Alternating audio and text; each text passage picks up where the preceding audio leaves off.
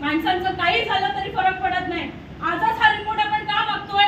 खुशबू ठाकरे प्रकरणामध्ये याच सिव्हिल सर्जननी आम्हाला 2 वर्ष गुन्हा दाखल होऊन दिला नाही। 2 वर्ष लागली या माणसाला अहवाल देण्यासाठी। आपण 2 वर्ष लढायचं की आजच लढायचं? त्याच्यामुळे सिव्हिल सर्जन एसपी इथे येत नाहीत। आपल्याला जोपर्यंत आपल्या मुलाचा मृत्यू का झाला याची प्राथमिक चौकशी करून अहवाल देत नाहीये, यात वैद्यकीय हलगर्जीपणा आहे का? आणि खरं तर हा खून आहे, हा फक्त वैद्यकीय हलगर्जीपणा नाहीये।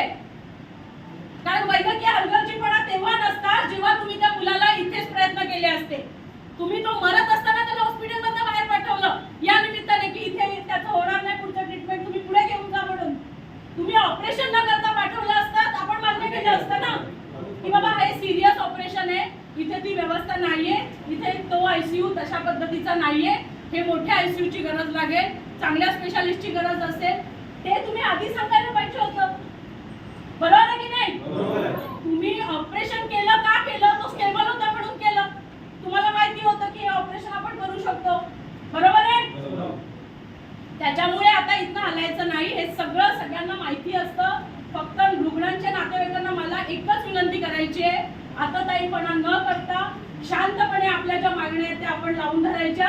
कारण याच्यामध्ये तोडफोड हे ते सगळं केलं तर तो पूर्ण डायव्हर्ट होतो विषय। एक प्रकरण आपल्याकडे असताच झालेलं आहे, त्यामुळे कुठलाही कायदा सुव्यवस्थेचा प्रश्न निर्माण न करता अत्यंत शांतपणे आपल्याला ही भूमिका बजावायची आहे।